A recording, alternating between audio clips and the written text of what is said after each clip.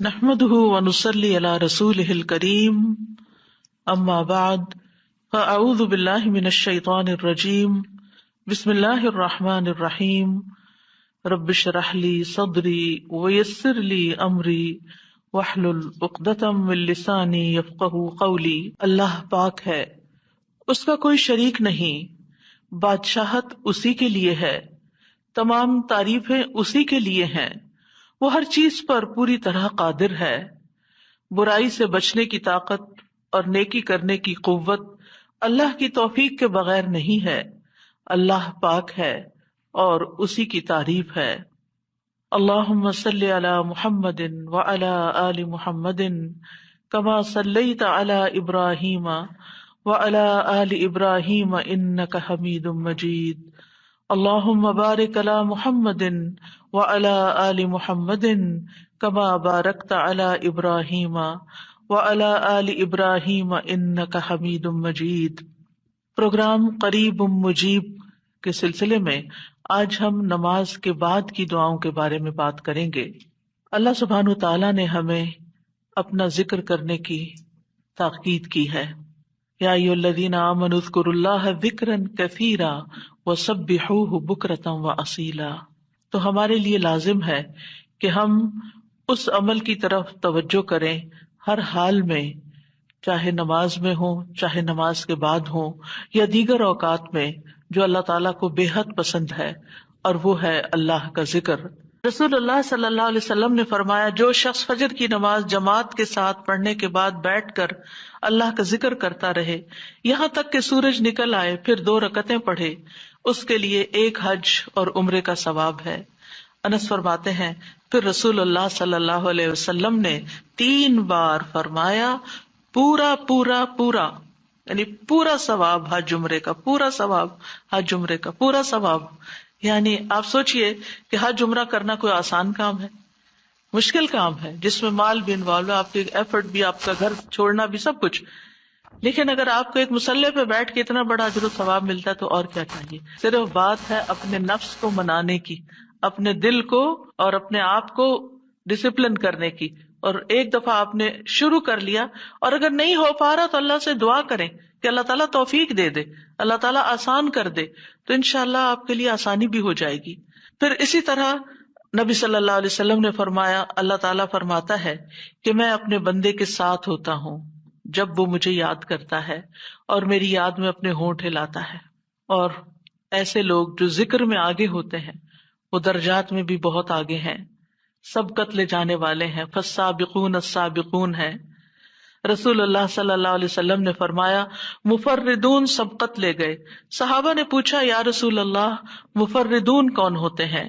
آپ صلی اللہ علیہ وسلم نے فرمایا، جو اللہ کے ذکر میں مشغول رہتے ہیں، یعنی ہر وقت ان کا دھیان اپنے رب کی طرف ہوتا ہے، کیونکہ ذکر میں دل میں بھی یاد ذکر کہلاتا ہے، زبان سے کچھ بولنا بھی ذکر ہے، اور اس کے علاوہ قرآن کی تلاوت، نماز، یہ ساری ذکر کی قسمیں ہیں۔ نبی صلی اللہ علیہ وسلم جب لوگوں کو نماز پڑھاتے تھے تو آپ سلام پھیرنے کے بعد دعا نہیں کرتے تھے، اور نہ صحابہ ایسا کرتے تھے، نہ صبح کی نماز میں، نہ عصر کی نماز میں، نہ دیگر نمازوں میں، بلکہ آپ سے ثابت ہے کہ آپ اپنا چہرہ اصحاب کی طرف کر لیتے، یعنی پلٹ کے واپس بیٹھ جاتے، اللہ کا ذکر کرتے اور ان کو سکھاتے تھے۔ یعنی اذکار اور دعا میں تھوڑا سا فرق ہے۔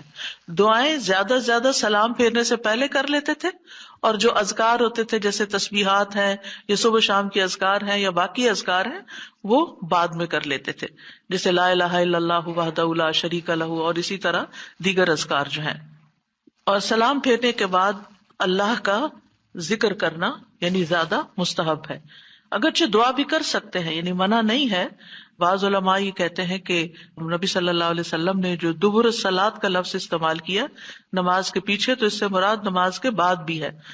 حضرت عائشہ کہتی ہیں کہ نماز کے بعد کے اذکار شیشے کو صاف کرنے کے بعد اس کو چمکانے کی طرح ہے، یعنی نماز میں آپ نے اپنی صفائی کر لی، اور اب بعد کے اذکار کے جو آپ کو اور زیادہ چمکا رہے ہیں۔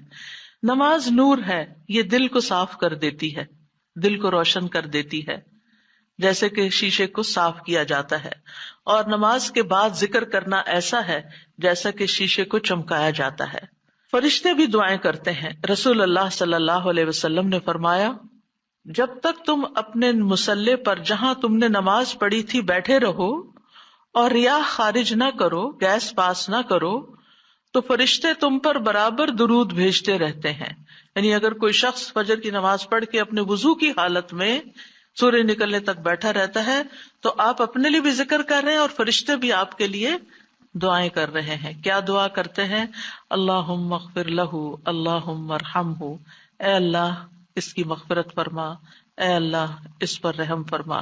امت کے نیک لوگوں کا طریقہ یہی رہا ہے کہ وہ روزہ کھلنے سے پہلے سارے کام چھوڑ دیتے تھے اور ذکر اذکار میں مصروف ہو جاتے تھے، دعائیں کرنے میں مصروف ہو جاتے تھے. تو آپ بھی اپنے لیے کچھ پلان اس طرح کریں کہ جمعے کا دن اور ہم کم از کم رمضان کا مہینہ عصر کا وقت جو ہے اس سے پہلے پہلے اپنے کام ختم کر کے مصلی پہ بیٹھے یا کرسی پہ بیٹھے یا لیٹنا چاہتے تو لیٹ جائیں، کیونکہ پہلی آیت یہی بتائی گئی تھی نا کہ آپ کھڑے یا بیٹھے یا لیٹے ہر حال میں اللہ کا ذکر کر سکتے ہیں. الذین یذکرون اللہ قیاما وقعودا وعلی جنوبہم، وہ جو اللہ کا ذکر کرتے ہیں کھڑے بیٹھے اور لیٹے، جس بھی پوزیشن میں آپ کرنا چاہیں آپ ذکر کر سکتے ہیں. اور اس میں تسبیح کیجئے، حمد و ثنا کیجئے اللہ تعالیٰ کی اور دعائیں مانگیے. اور الحمدللہ ہمارے پاس کتابوں کی شکل میں دعاؤں کا اتنا پیارا ذخیرہ ہے جو مسنون اوتھینٹک دعائیں قرآن و سنت سے ہم نے جمع کی ہیں. اگر زبانی یاد ہے تو بہت ہی اچھا کہ دل لگا کے زبانی پڑھے، اور اگر زبانی یاد نہیں تو ان کو کھول لیجئے اور پڑھنا شروع کر دیجئے. اور صرف پڑھتے نہ جائیں، اس وقت کوئی قرات کا وقت نہیں ہے، یہ مانگنے کا وقت ہے. دیکھ دیکھ کر اس طرح پڑھیں دعا کو جیسے آپ مانگ رہے ہیں اللہ تعالیٰ سے. جب لوگوں کی باتیں تکلیف دیں تو آپ اللہ سے نماز کے ذریعے مدد مانگیں. فاستعینوا بالصبر والصلاۃ. اور پھر قبل طلوع الشمس سے مراد فجر کی نماز جو سورج طلوع ہونے سے پہلے ہوتی ہے، اور قبل الغروب سے مراد ظہر اور عصر کی نمازیں ہیں. وَمِنَ اللَّيْلِ فَسَبِّحْهُ، اس سے مراد رات کی نماز یعنی عشاء اور تہجد کی نماز ہے. اور مغرب بھی رات کا ہی ایک حصہ ہو جاتا ہے کیونکہ سورج غروب ہو چکا ہوتا ہے. یعنی ان تمام احوال میں اللہ تعالیٰ کی تسبیح بیان کریں، اور تسبیح سے مراد یعنی سورج کے طلوع ہونے اور غروب ہونے سے پہلے جو تسبیحات ہمیں بتائی گئی ہیں وہ پڑھیں. اور اگر اس سے مراد نماز ہے تو پھر اس سے مراد نماز میں اللہ کا ذکر، اور اس کے علاوہ وَأَدْبَارَ السُّجُودِ، اور سجدوں کے بعد بھی. ایک معنی اس کا یہ ہے کہ نماز کے بعد کی تسبیحات کا اہتمام کیا جائے. بہت سے لوگوں کو دیکھا گیا وہ نماز پڑھتے بس اٹھ جاتے ہیں، تسبیح نہیں کرتے، جبکہ یہاں اللہ سبحانہ وتعالیٰ خاص طور پر حکم دے رہے ہیں کہ نماز کے بعد تسبیح بیٹھ کر کرنی چاہیے. یہ نماز کے بعد کا ذکر ہے. مجاہد ابن عباس سے روایت کرتے ہیں کہ اللہ تعالیٰ نے آپ صلی اللہ علیہ وسلم کو تمام نمازوں کے بعد تسبیح پڑھنے کا حکم دیا ہے، اور وہ اس آیت کی تشریح کر رہے تھے وہ ادبار السجود کی. مجاہد کہتے ہیں اس سے مراد فرض نماز کے بعد تسبیح کرنا ہے. تو یہ نوٹ کر لیجئے کہ ساری نماز مکمل کرنے کے بعد نہیں بلکہ فرض نماز پڑھنے کے بعد تسبیح کریں. دوسرا معنی اس کا کیا کیا گیا ہے کہ فرض نماز کے بعد نفل نماز بھی پڑھیں، کیونکہ صبح عربی میں نفل نماز کے لیے بھی آتا ہے، یعنی فرض نماز کے بعد نفلی نماز بھی ادا کریں. اور تیسرا معنی اس کا کیا گیا ہے کہ مغرب کی نماز کے بعد 2 رکعت بھی پڑھیں. اور آپ اپنے رب کے حکم کے آنے تک صبر کیجئے، پس بے شک آپ ہماری نگاہوں کے سامنے ہیں. اور جس وقت آپ کھڑے ہوتے ہیں آپ اپنے رب کی حمد کے ساتھ تسبیح کیجئے، اور رات کو بھی اور ستاروں کے پلٹنے کے بعد بھی اس کی تسبیح کیجئے. یہاں بھی نبی صلی اللہ علیہ وسلم کو صبر کا حکم دیا گیا ہے کہ آپ اپنے رب کا حکم آنے تک صبر کرتے رہیں. فَإِنَّكَ بِأَعْيُنِنَا، آپ ہماری نگاہوں کے سامنے ہیں، آپ ہماری توجہ میں ہیں، ہماری نظروں میں ہیں، ہمارے علم میں ہیں، آپ ہماری حفاظت میں ہیں. یعنی عربی کے محاورے کے مطابق کوئی نگاہوں میں ہو کا مطلب یہ کہ ہم اس کی نگرانی کر رہے ہیں، حفاظت کر رہے ہیں. جس سے موسیٰ علیہ السلام کے بارے میں اللہ تعالیٰ نے فرمایا وَلِتُصْنَعَ عَلَىٰ عَيْنِي، تاکہ آپ کی پرورش میری آنکھوں کے سامنے کی جائے، یعنی میری حفاظت اور حراست کے ساتھ. اور وَسَبِّحْ بِحَمْدِ رَبِّكَ حِينَ تَقُومُ، اس کا معنی ہے کہ جب آپ مجلس سے اٹھیں تو تسبیح کریں، جب نیند سے اٹھیں تو تسبیح کریں، جب نماز کے لیے اٹھیں تو تسبیح کریں، اور نماز میں بھی تسبیح کریں. اور اسی طرح تسبیح کے دو اور معنی بھی کیے گئے ہیں کہ رکوع اور سجدوں میں تسبیح کریں، اور پھر دعائے استفتاح میں تسبیح کریں، سبحانک اللہم و بحمدک، یہاں بھی تسبیح ہے. تو آپ دیکھ رہے ہیں کہ ہم دن میں کتنی بار اللہ سبحانہ وتعالیٰ کی تسبیح بیان کرتے ہیں. وَمِنَ اللَّيْلِ فَسَبِّحْهُ، رات میں بھی تسبیح کریں، اور اس سے مراد رات کی نماز، رات کی تسبیح ہے. جیسے بیڈ پہ جاتے ہوئے تسبیحات فاطمہ نبی صلی اللہ علیہ وسلم نے حضرت فاطمہ کو سکھائی تھی تاکہ ان کی تھکاوٹ دور ہو جائے. نماز کے علاوہ بھی تسبیح کرتے رہنا چاہیے. ادبار النجوم کے بھی 3 معنی ہیں. ایک معنی کیا گیا ہے فجر سے پہلے کی 2 رکعتیں پڑھنا. نبی صلی اللہ علیہ وسلم یہ رکعتیں نہ سفر میں چھوڑتے تھے نہ گھر میں، کبھی بھی آپ نے یہ سنت نماز نہیں چھوڑی. اور پھر اسی طرح اس سے مراد فجر کی 2 رکعات بھی لی گئی، اور نماز کے بعد کی تسبیح بھی مراد ہے. ان دونوں آیات سے پتہ چلتا ہے کہ نماز کے بعد بھی ذکر کرنے کی اہمیت اور ضرورت ہے، جس سے بہت سے لوگ غافل ہوتے ہیں. قرآن مجید میں اللہ تعالیٰ فرماتے ہیں فَإِذَا قَضَيْتُمُ الصَّلَاةَ فَاذْكُرُوا اللَّهَ قِيَامًا وَقُعُودًا وَعَلَى جُنُوبِكُمْ، پھر جب تم نماز پوری کر چکو تو اللہ کو کھڑے، بیٹھے اور اپنے پہلوؤں پر لیٹے ہوئے یاد کرو. یعنی بعض اوقات ایسا ہوتا ہے کہ آپ نماز پڑھ لیتے ہیں اور پھر سمجھتے ہیں کہ ہم اللہ کے ذکر سے فارغ ہو گئے اور اب ہم دنیا کے کام میں لگ جائیں. ہاں، دنیا کے کام 2-3 طرح سے ہی ہوتے ہیں. یا کھڑے ہو کے کوئی کام ہو رہا تھا، آپ کچن میں چلے جاتے ہیں، کوکنگ کر رہے ہیں، آپ اپنا ذکر جاری رکھیں. یا پھر آپ بیٹھ گئے ہیں اور بیٹھ کے کوئی کام کر رہے ہیں، تسبیح جاری رکھیں، ذکر جاری رکھیں. اور اسی طرح اگر آپ لیٹ گئے آرام کرنے کے لیے تو بھی ذکر جاری رکھیں. یعنی ہر حال میں اللہ تعالیٰ کا ذکر کرتے رہیں. اسی طرح سورۃ جمعہ میں اللہ تعالیٰ فرماتے ہیں فَإِذَا قُضِيَتِ الصَّلَاةُ فَانتَشِرُوا فِي الْأَرْضِ وَابْتَغُوا مِن فَضْلِ اللَّهِ وَاذْكُرُوا اللَّهَ كَثِيرًا لَعَلَّكُمْ تُفْلِحُونَ. پھر جب نماز پوری کر لی جائے تو زمین میں پھیل جاؤ اور اللہ کے فضل سے تلاش کرو، یعنی اپنے دنیا کا کام کاروبار کرو اور اللہ کو بہت یاد کرو. یعنی اپنے بزنس آورز میں بھی، اپنی جاب پر بھی اللہ کو نہیں بھولنا. کیوں؟ لعلکم تفلحون، تاکہ تم فلاح پاؤ، کامیاب ہو جاؤ.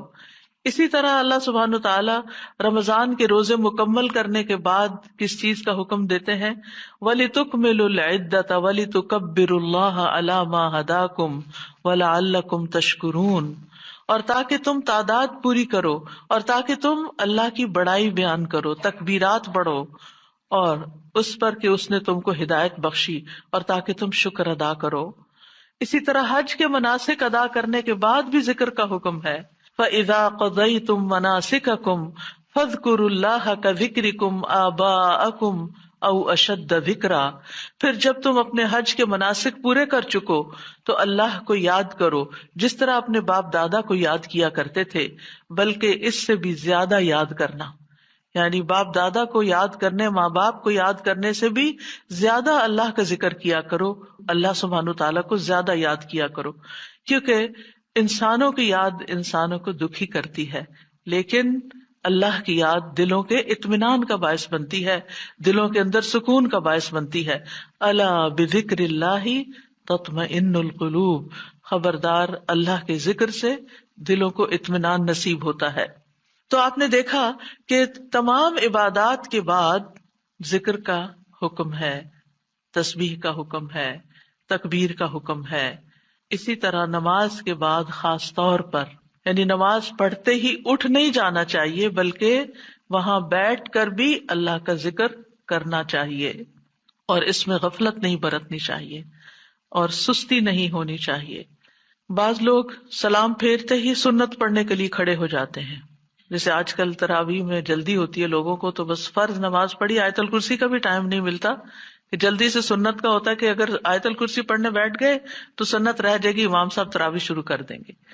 میں سوچتی ہوں کہ جب گھر سے نکل ہی آئے اللہ کی یاد کے لیے تو کم از کم مسنون مستحب طریقے سے ہی ہم ساری عبادات کریں، تاکہ وہ دل کو پھر اطمینان بھی نصیب ہو. بہرحال ایک نماز کے بعد فوراً اگلی نہیں شروع کر دینی چاہیے، اس کے بیچ کے وقفے میں اللہ کا ذکر کرنا چاہیے۔ نبی صلی اللہ علیہ وسلم فجر کی نماز کے بعد طلوع آفتاب تک نماز کی جگہ بیٹھے رہتے تھے، اور فجر ارلی شروع کرتے تھے، اندھیرے میں شروع کرتے تھے، اور فجر پڑھنے کے بعد بیٹھے رہتے اور ذکر کرتے رہتے۔ سماک بن حرب کہتے ہیں، میں نے جابر بن سمرہ سے عرض کیا، کیا آپ رسول اللہ صلی اللہ علیہ وسلم کے پاس بیٹھے تھے؟ انہوں نے فرمایا کہ ہاں، بہت زیادہ، میں بہت بیٹھتا رہا ہوں آپ کے پاس۔ آپ اپنی نماز کی جگہ سے کھڑے نہیں ہوتے تھے جس جگہ صبح کی نماز پڑھتے تھے جب تک کہ سورج نہ نکل آتا، پھر جب سورج نکل آتا تو آپ کھڑے ہو جاتے۔ اسی طرح ایک اور روایت میں آتا ہے، نبی صلی اللہ علیہ وسلم جب فجر کی نماز پڑھتے تھے تو اپنی جگہ بیٹھے رہتے یہاں تک کہ سورج خوب اچھی طرح طلوع ہو جاتا، تو پھر اس وقت کیا کرتے تھے؟ اشراق کے نوافل۔ تو اس سے آپ اندازہ لگائیں، کیا ہم میں سے کوئی یہ کہہ سکتا ہے کہ میں رسول اللہ صلی اللہ علیہ وسلم سے زیادہ مصروف انسان ہوں، میں زیادہ بزی ہوں، میرے بہت کام ہے، میرے پاس بیٹھنے کا وقت نہیں ہے؟ نہیں، یہ صرف نفس کا دھوکہ ہوتا ہے۔ نفس ہمیں دھوکہ دیتا ہے کہ دیکھو، پہلے تم اٹھے ہو تہجد کے لیے، پھر تم نے پڑھی نماز اور پھر پڑھے اذکار، اور اب تم پھر بیٹھ کے اور انتظار کرو، تو اٹھو کچھ اور کام کرو، اچھا میرا وہ کام بھی ہے، میرا وہ کام بھی ہے، اور اس طرح ہم اپنے آپ کو تسلیاں دے کر اپنی جگہ سے اٹھ جاتے ہیں اور ذکر میں کوتاہی کر جاتے ہیں، جبکہ مستحب یہی ہے کہ اسی جگہ بیٹھ کر چاہے آپ تلاوت قرآن کریں، چاہے آپ صبح شام کے اذکار، یہی وقت ہے ان کا سورج نکلنے سے پہلے، اور حفاظت کے لیے جو پڑھتے ہیں وہ انہی اوقات میں پڑھے جاتے ہیں۔ لہٰذا اس وقت آپ وہ بھی پڑھ سکتے ہیں، آپ تسبیحات کر سکتے ہیں، آپ کوئی بھی اور ذکر، آپ قرآن مجید کا مطالعہ کر سکتے ہیں، تفسیر کی کوئی کتاب پڑھ سکتے ہیں، کوئی تفسیر کا لیکچر سن سکتے ہیں، اپنی تجوید درست کر سکتے ہیں، یعنی کہ کوئی سبق یاد کر سکتے ہیں، یعنی کوئی بھی چیز ذکر کی قسم کی آپ اس وقت میں تسلی کے ساتھ کر سکتے ہیں تاکہ یہ سنت پوری ہو جائے، کیونکہ اس کا اجر و ثواب بہت ہے۔ جو شخص اسی جگہ بیٹھا رہے اور پھر نفل پڑھ کے اشراق کے اٹھے تو اس کو حج عمرے کا ثواب ملتا ہے۔ نبی صلی اللہ علیہ وسلم نے صحابہ کو نماز کے بعد کے اذکار سکھائے۔ ابن تیمیہ رحمہ اللہ کہتے ہیں کہ تو انشاءاللہ آپ کے دین، دنیا، آخرت کے سارے مسائل حل ہوں گے اور ایک پرامن پرسکون زندگی بسر کریں گے اگر ان اوقات کی آپ قدر کر لیں، کیونکہ جو قبولیت کے اوقات ہیں ان کو گنوانا نہیں چاہیے، ان کو ہاتھ سے جانے نہیں دینا چاہیے۔ آپ صبح فجر کے وقت مثلاً اگر رمضان میں ہر روز ایک سپارہ پڑھتے ہیں، آدھا سپارہ فجر کے بعد پڑھ لیں، آدھا سپارہ عصر کے بعد پڑھ لیں، تو اس طرح بیلنس بھی ہو جائے گا، آپ کا دل نہیں گھبرائے، کیونکہ ہمارا نفس جو ہے نا وہ اتنا آزاد منش ہے کہ وہ کہیں ایک جگہ بیٹھنے کی قید قبول نہیں کرتا، وہ بار بار ہمیں کہتا ہے اچھا فون چیک کر لو، اچھا وہ کر لو، وہ کر لو، اور توجہ اور یکسوئی سے ہمیں ذکر اذکار نہیں کرنے دیتا، تو اس کو ٹیم کرنے میں، اس کو ڈسپلن کرنے میں وقت لگے گا۔ لیکن ونس ایک دفعہ آپ عادی ہو گئے، آپ نے اس گھوڑے کو قابو کر لیا، آپ نے اس کو بٹھا لیا، جیسے بچے کو بٹھانے میں مشکل ہوتی ہے لیکن جب بیٹھ جاتے پھر بیٹھ جاتے ہیں، تو پھر انشاءاللہ آپ دیکھیں گے کہ آپ کے لیے یہ گھڑیاں بڑی پر لذت ہو جائیں گی، آپ ان گھڑیوں کو انجوائے کریں گے، آپ کا اور زیادہ دل چاہے گا کہ کاش یہ اور لمبی ہو جائے، اچھا روزہ کھل گیا، اوہ ابھی تو میرا یہ بھی اور یہ بھی ٹارگٹ پورا نہیں ہوا۔ پھر اسی طرح یہ ہے کہ